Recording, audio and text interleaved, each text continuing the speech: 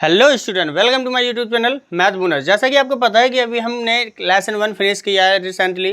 Class 9th का NCERT की राजीव प्रकाशन बुक हम कंप्लीट कर रहे हैं, जिसमें हमने लेसन 1 कंप्लीट कर चुके हैं। अब लेसन 2 हमें आज से स्टार्ट करना है और आज लेसन 2 का दूसरा नेम है बहुपद। लेसन 2 का नेम क्या है? बहुपद। तो बहुपद के बारे में हमें आज पढ़ना है। अब बहुपद जब हमें स्टार्ट करना होता है तो बहुपद का बहुत सारा बेसिक होता है और वो बेसिक नॉलेज, जो बेसिक कॉन्सेप्ट होता है वो हमें समझना बहुत ज़रूरी होता है। अगर बहुपद का बेसिक कॉन्सेप्ट हमें समझ में आ गया देन हम उसके आगे की एक्सरसाइजेस वगैरह और जो क्वेश्चंस वगैरह हैं वो आराम से कंप्लीट कर सकते हैं। और ऐसा नहीं है ये बहुपद हमारे सिर्फ 9th के चैप्टर क्लास में भी है, ये 10th की क्लास में भी है और आपको कॉम्पिटिशन वाले एग्जाम में भी बहुपद की ज़रूरत होती है। बट इनकी जो बेसिक कॉन्सेप्ट है वो जानना बहुत ज़रूरी है। तो उस बेसिक कॉन्सेप्ट के बारे पे आज हमें चर्चा करनी है। तो उस बेसिक कॉन्सेप्ट को बड़े ध्यान से सुनिएगा और ध्यान से देखिएगा, क्योंकि ये आपके हमेशा आगे आने वाले टाइम में काम आने वाले हैं। तो वीडियो को ज़रूर पूरा देखिएगा, तभी आपको बेसिक इसका कॉन्सेप्ट समझ में आएगा। बिल्कुल ज़ीरो से लेके और लास्ट तक पूरा एक एक पॉइंट आपको समझाया जाएगा। तो वीडियो को ज़रूर देखिए। अगर आपने अभी तक सब्सक्राइब नहीं किया है तो पहले सब्सक्राइब कीजिए, उसके बाद वीडियो देखते हैं। तो चैप्टर 2 है बहुपद, जिसको हम बोलते हैं पॉलिनोमियल। बहुपद होता क्या है? बहुपद हम बोलते हैं जैसे कोई भी एक पद होता है जो चर और अचर दोनों राशियों से मिलकर के बनता है, उसको हम बहुपद कहते हैं। उसमें बहुपद की घातें भी होती हैं। अब चर और अचर, पहले तो आपको ये भी क्लियर होना चाहिए कि चर अचर क्या होता है। आपने बहुत पहले की क्लासों में पढ़ लिया होगा कि चर क्या होता है और अचर क्या होता है। आप जानते हो कि चर जो होते हैं, चर आप किसको बोलते हैं? जो कि आपकी ABCD होती है, X Y Z ABCD कुछ भी होती हैं, यानी कि जो आपके वेरिएबल्स होते हैं वो चर होते हैं। और अचर आपके होते हैं नंबर। अचर क्या होते हैं? नंबर। जैसे 4 हो गया, 5 हो गया, 3 2 कुछ भी हो गया, वो आपके सारे अचर होते हैं। तो अब क्लियर समझ में आ गया? चर होते हैं ABCD और अचर होते हैं नंबर्स। क्लियर? अब इसके बाद चर और अचर के बाद हमें देखना होगा कि अब बहुपद तो इन दोनों से मिलकर के बन चुका है। अब बहुपद जब इन दोनों से मिलकर के बन चुका है, अब नेक्स्ट क्या आएगा? अगर मैं एक इसका बहुपद बना के बताऊं आपको, एक बहुपद बना के दिखाता हूं। जैसे हमने 4 को और x को ले लिया, 4x प्लस इसको ले लिया 5y, ये इस टाइप से जो बन चुका है ये बहुपद बन चुका है। अब इसकी बहुपद की घात, बहुपद की घात, अब बहुपद की आपको घात कैसे पता चलेगी? बहुपद की घात, बहुपद की घात देखने के लिए आप इतना तो पता है आपको कि घात का पता कैसे चलता है? जो नीचे होता है वो आधार होता है और जो ऊपर लगी रहती है वो घात होती है। यानी इसको हम बोलेंगे आधार और इसको हम बोलेंगे घात। तो आपको सभी पदों में देखना है कि घात कौन सी सबसे बड़ी है। जैसे मैं कोई एक एग्जांपल दे देता हूँ, 3x² प्लस का 5y³ प्लस का 3z, ये दे दिया। अब मैंने इसमें बोल दिया बहुपद की घात क्या होगी। तो आपको देखना है कि सबसे बड़ी घात किस में दिख रही है। सबसे बड़ी घात आपको इस पद में दिख रही है, दिख रही है ना? तो यही हो गई इसकी बहुपद की घात 3। जो सबसे बड़ी घात होगी वही आपकी बहुपद की घात होगी। क्लियर? अब नेक्स्ट आगे बढ़ते हैं। अब हम चलते हैं पदों के हिसाब से बहुपद के प्रकार। पदों के हिसाब से बहुपद के प्रकार। अब बहुपद के प्रकार, पहले आपको पद बता दिए जाए कि पद क्या होते हैं। आप देखते हो कि ये इसमें ये जब भी बीच में प्लस माइनस कुछ आ जाता है तो वो एक अलग अलग पद बन जाते हैं। यानी कि इसमें 4x एक अलग पद है और 5y एक अलग पद है। तो इसमें कितने पद हो गए? 2 पद हो गए। अब बहुपद के प्रकार जो होते हैं पदों के हिसाब से, बहुपद के प्रकार, अगर आपका एक पद है तो आप उसको बोलते हैं एक पदीय। क्या बोलते हैं? एक पदीय। मैं सबकी डेफिनेशन बोल बोल के आपको बताते जाऊंगा, लिखूंगा नहीं। एक पदीय ऐसे व्यंजक को कहते हैं, ऐसे बहुपद को एक पदीय बहुपद कहते हैं जिसमें सिर्फ एक ही पद होता है। लाइक ये अकेला, जैसे हमने दे दिया कुछ 5x² या 7x या कुछ भी दे दिए 3z। आप देख सकते हो कि इसमें प्लस माइनस में और कुछ भी ऐड नहीं है, तो ये क्या हो गया? एक पदीय बहुपद हो गया। नेक्स्ट होता है द्विपदीय बहुपद। द्विपदीय बहुपद। द्विपदीय बहुपद में क्या होता है कि आपको कुछ ना कुछ और साथ में गिवन होगा। जैसे इन दोनों को अगर हम जोड़ दें, इन दोनों को जोड़ दें और सिर्फ एक और दो ही पद आपको दिख रहे हैं, यानी कि ये हो गया आपका द्विपदीय बहुपद। क्लियर। नेक्स्ट इसी का होगा त्रिपदीय बहुपद। त्रिपदीय बहुपद। अब त्रिपदीय बहुपद जिसमें 3 घात होती हैं, मतलब 3 पद होते हैं, जैसे कि 3x² प्लस का 5x प्लस का 7y, इस तरीके से आप देख सकते हो। एक ये पद है, एक ये पद है और एक ये पद है। अगर आपके 3 पद आ गए हैं तो आपका ये क्या बन गया, त्रिपदीय बहुपद बन चुका है। ये बेसिक कॉन्सेप्ट है और ये पीछे की क्लासों का ही है। ठीक है, तो इसको हम बोलते हैं एक पदीय बहुपद मोनोमियल, इसको हम बोलते हैं द्विपदीय बहुपद बाइनोमियल, इसको हम बोलते हैं त्रिपदीय बहुपद ट्राइनोमियल। क्लियर। अब बहुपद के ये तो हो गए प्रकार किसके हिसाब से, पदों के हिसाब से। अब हम पदों के हिसाब से नहीं, अब हम बहुपद के प्रकार पढ़ते हैं घातों के हिसाब से। किसके हिसाब से, घातों के हिसाब से। फिर से हम पढ़ेंगे बहुपद के प्रकार। अब घात के हिसाब से बताना है, मैंने घात निकालना आपको बता दिया है कि कैसे घात निकलती है। तो इसमें पहले नंबर पे होता है रैखिक बहुपद। क्या होती है, रैखिक बहुपद होता है पहला।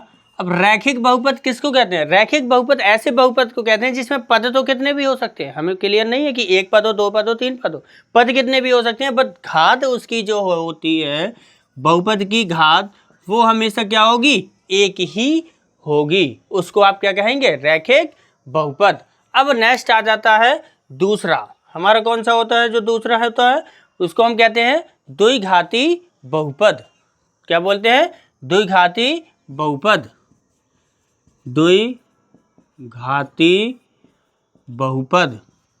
द्विघाती बहुपद जैसे नाम से ही पता चल रहा है कि इसकी घात कितनी होगी, 2, यानी कि जिसकी घात 2 होगी उसको हम क्या कहेंगे, द्विघाती बहुपद। इसका एक एक एग्जाम्पल देते जाऊं क्या, जैसे ये हो गया 3x, कुछ भी हो गया, इसका हो गया 5x² प्लस का 7x प्लस 3y², ऐसा कुछ कोई भी आप एग्जाम्पल दे सकते हो जिसमें आपको 2 घात मिल जाए। नेक्स्ट हो जाए त्रिघाती बहुपद। त्रिघाती बहुपद। त्रिघाती बहुपद उस बहुपद को कहते हैं जिसमें आपकी घात कितनी होगी, 3 होगी। कितनी होगी, 3 घात होगी। जैसे 3x की घात 3 प्लस 5y² प्लस 7x, ऐसे कुछ करके होगा। तो पद कितने भी हों बट घात आपकी कितनी होगी, 3 होगी। नेक्स्ट आएगा चौथा बहुपद जिसको हम कहते हैं चतुर्घात बहुपद। चतुर्घाती बहुपद। इसमें घात कितनी होगी, 4। ठीक है, जैसे 4x की power 4 plus 3x³ plus 2x², ऐसा कुछ करके। ठीक है, तो अब ऐसा अगर कोई आएगा n टाइम भी हो सकता है, मतलब ये 4 हो सकता है, 5 हो सकता है, 6 हो सकता है, कितना भी हो सकता है, क्योंकि बहुपद की घात जो है वो कितनी भी आ सकती है। अगर जितनी बड़ी घात होगी वही आपका बहुपद का नाम बन जाएगा। तो ये होगा आपका बहुपद का प्रकार हो गया है। ये हो गए बहुपद के प्रकार घातों के हिसाब से, और ये हो गए बहुपद के प्रकार पदों के हिसाब से। चर अचर आप समझ चुके हैं, बहुपद क्या होता है वो भी समझ चुके हैं।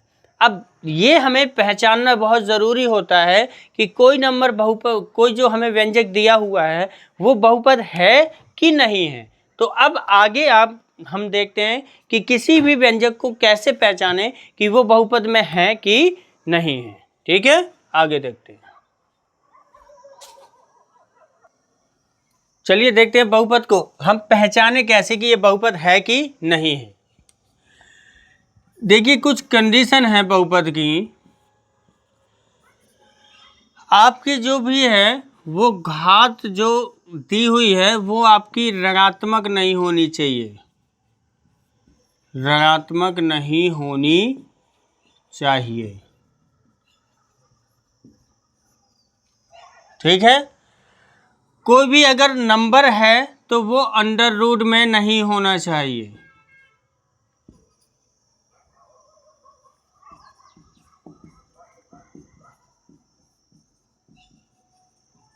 सॉरी नंबर हो सकता है, कोई वेरिएबल्स नहीं होना चाहिए। जैसे अंडर रूट एक्स हो गया या अंडर रूट ए हो गया, अंडर रूट बी हो गया, कोई भी है, ये इस तरीके से नहीं होना चाहिए। आपका जो चर राशि है, चर भिन्न में नहीं होना चाहिए, भिन्न में नहीं होना चाहिए। और इन सब का मिलकर के जो एक पॉइंट बनता है वो ये है कि चर की घात एक पूर्ण संख्या होनी चाहिए, चर की घात एक पूर्ण संख्या होनी चाहिए, तभी आपका वो बहुपद होगा। पूर्ण संख्या यानी कि 0 से लेकर के अनंत तक कोई भी नंबर हो, बट वो बटे में ना हो, दशमलव में ना हो, अंडर रूट में ना हो, माइनस में ना हो, इस तरीके का ना हो। जैसे हम लिख सकते हैं कि 3x² प्लस का 5x प्लस का 3y, इस तरीके से, तो ये तो बहुपद है। अगर मैं इसी को लिख दूं कि 3√x प्लस का 5y प्लस 7z, तो क्या ये बहुपद है? ये बहुपद नहीं होगा, क्योंकि एक जो राशि चर राशि है उसकी घात पूर्ण संख्या नहीं है, तो ये आपका चर बहुपद नहीं हो सकता है।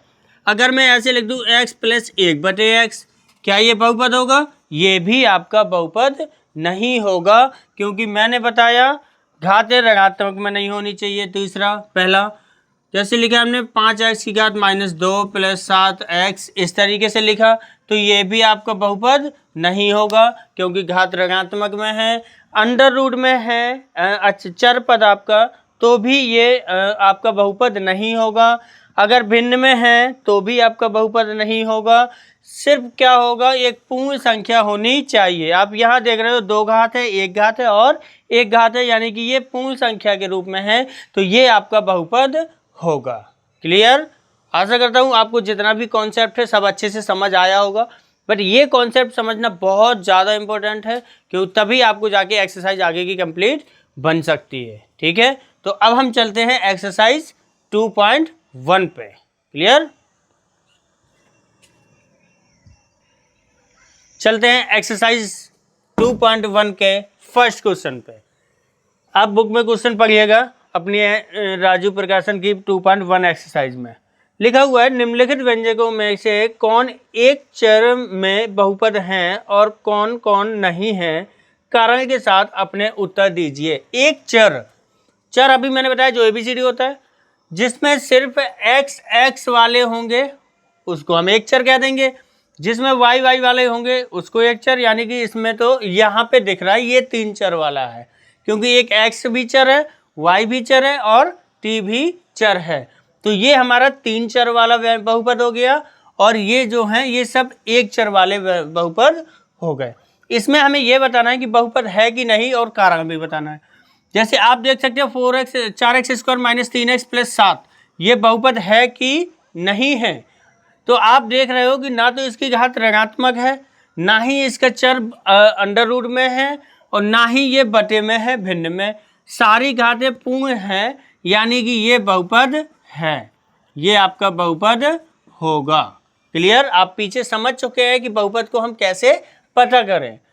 दूसरा लिखा है y² + √2, एक चर में है, बट मैंने कहा था कि आपका जो चर है वो अंडर रूट में नहीं हो सकता, लेकिन नंबर तो अंडर रूट में हो सकता है, हमें नंबर से कोई लेना देना नहीं है, तो आपका जो ये भी है ये भी बहुपद होगा, बहुपद है। नेक्स्ट देखो, ये अंडर रूट t लिखा हुआ है, t कैसा है? चर है, और चर हमारा अंडर रूट में आ चुका है, और मैंने बताया था कि अगर अंडर रूट में चर आ जाएगा तो वो आपका बहुपद नहीं होगा, तो ये बहुपद नहीं होगा। क्लियर? यहाँ पे भी देख सकते हैं आप, y जो है बटे में आ गया, यानी कि चर आपका बटे में आ गया भिन्न में, तो ये भी बहुपद नहीं होगा। आप पीछे समझ चुके हैं बहुत अच्छे से। नेक्स्ट है, ये बहुपद है कि नहीं है? देखो, ना तो घातें इसकी ऋणात्मक है, ना ही अंडर रूट में है, ना ही ऋणात्मक है, ना ही अंडर रूट में है, और सारी घातें जो हैं वो पूर्ण हैं, तो इनको हम क्या कह सकते हैं कि ये बहुपद है। लेकिन ये कैसा बहुपद है? ये 3 चर वाला बहुपद है। 3 चर वाला बहुपद है। क्लियर? तो ये हो गया हमारा पहला क्वेश्चन फिनिश। आपको सिर्फ इसमें ये बताना था कि ये बहुपद है कि नहीं है, तो हमने सबको बहुत अच्छे से देख करके ये बता दिया है कि बहुपद है कि नहीं है, और समझ के बताया क्योंकि हमने पीछे अभी बहुपद को पहचानना सीखा था। क्लियर? चलते हैं क्वेश्चन नंबर 2 पे। क्वेश्चन नंबर 2 क्या कह रहा है कि निम्न में से प्रत्येक में एक्स स्क्वायर का गुणांक लिखिए। चलिए अब गुणांक निकालना सीखते हैं हम। गुणांक कैसे निकाला जाता है ध्यान से समझिएगा, क्योंकि गुणांक निकालना है तो बहुत आसान है, बट आपको समझ में आ जाएगा तब।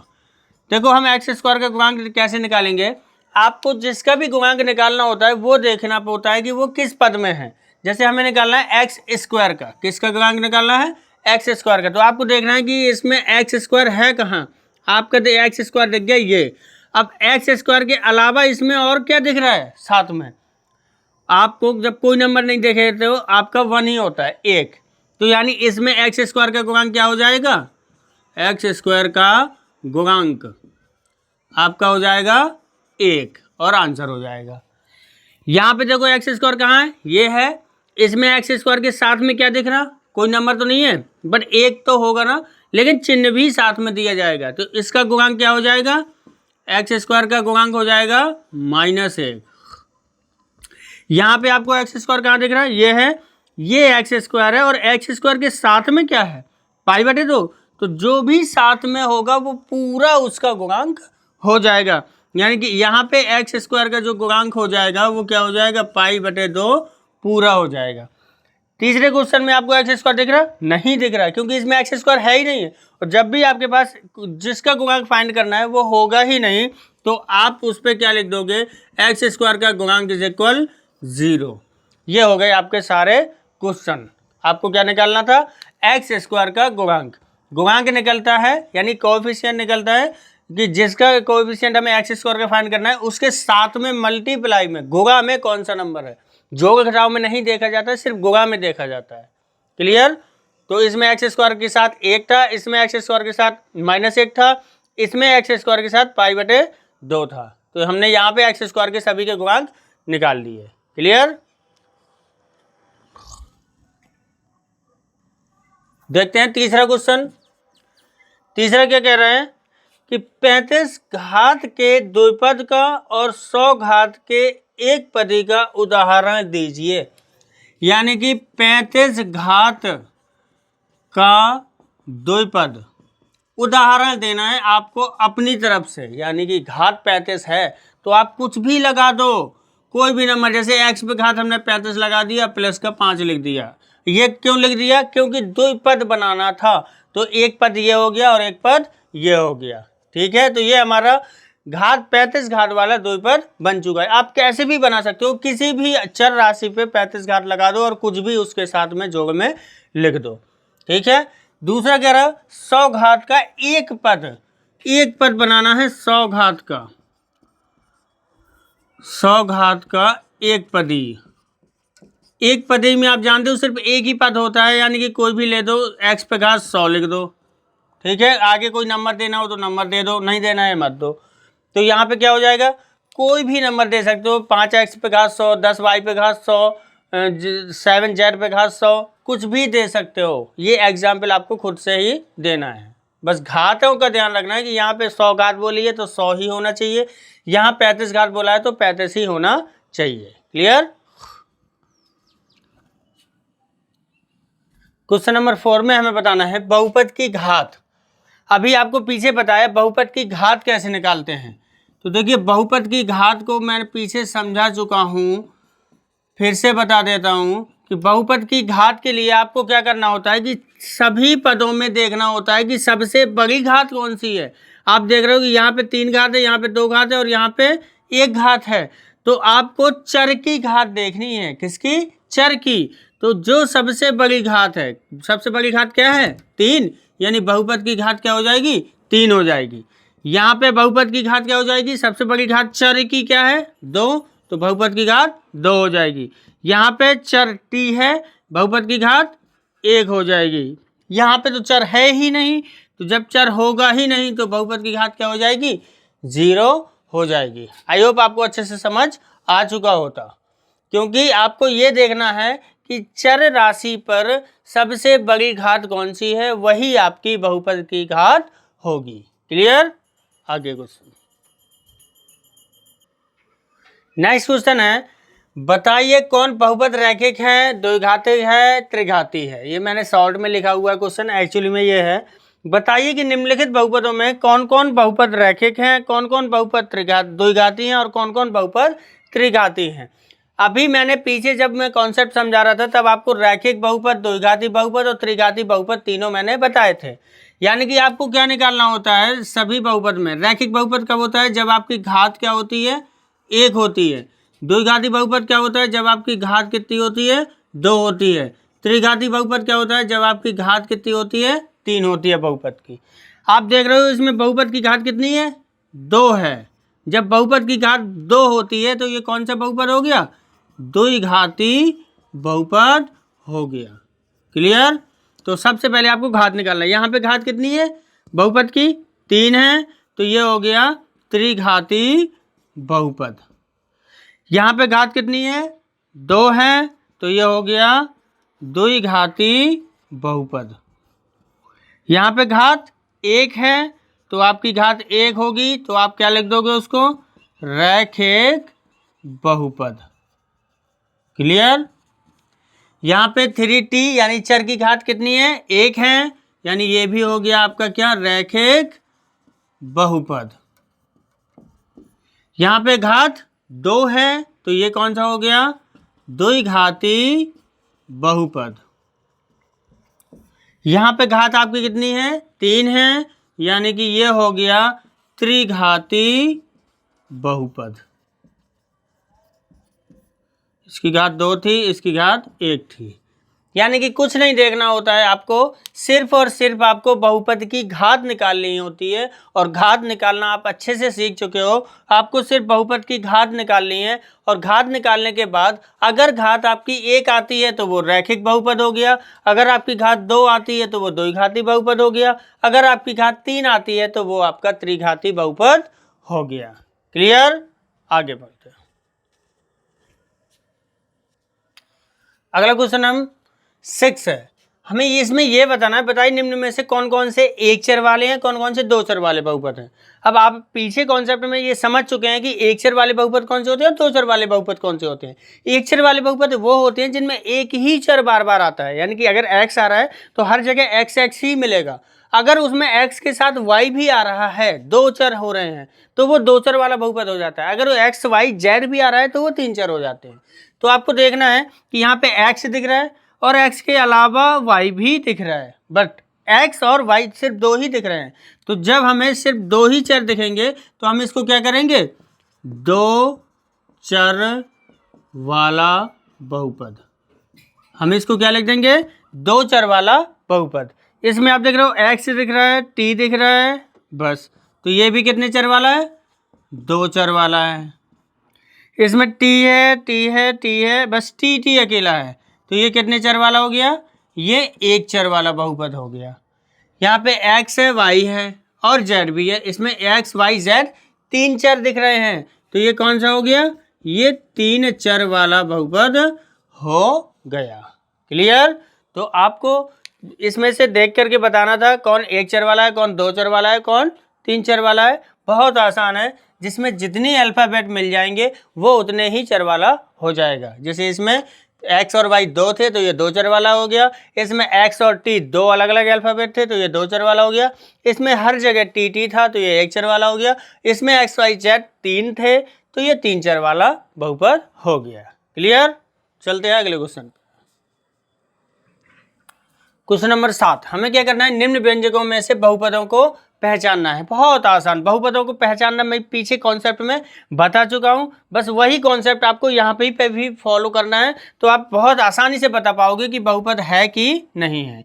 जैसे आप देख सकते हो कि इसमें सभी संख्याएं कैसी हैं, जो जितनी भी घातें हैं आपकी पूर्ण संख्या के रूप में है, कहीं ना तो कोई घात ऋणात्मक है, ना ही बटे में है अचर संख्या, और ना ही अंडर रूट में है। तो यानी ये आपका बहुपद है, ये बहुपद आपका है। दूसरे में है ये घात 3 है 2 है, बट यहाँ पे क्या आ गया, चर आपका अंडर रूट में आ गया, तो ये बहुपद नहीं होगा। मैंने आपको स्टार्टिंग में बता रखा था कि आप कैसे पता करोगे कि बहुपद है। मैंने कहा था चर अगर अंडर रूट के अंदर आ जाएगा तो आपका बहुपद नहीं होगा, चर की घात ऋणात्मक होगी तो बहुपद नहीं होगा, चर की घात बटे में होगी तो भी बहुपद नहीं होगा।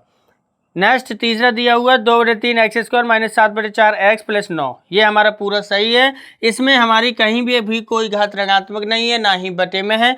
नंबर हमारे बटे में हो सकते हैं, हमें कोई प्रॉब्लम नहीं है, बट जो चर संख्या है वो हमारे बटे में नहीं होना चाहिए। तो आपका ये भी बहुपद जो है वो है।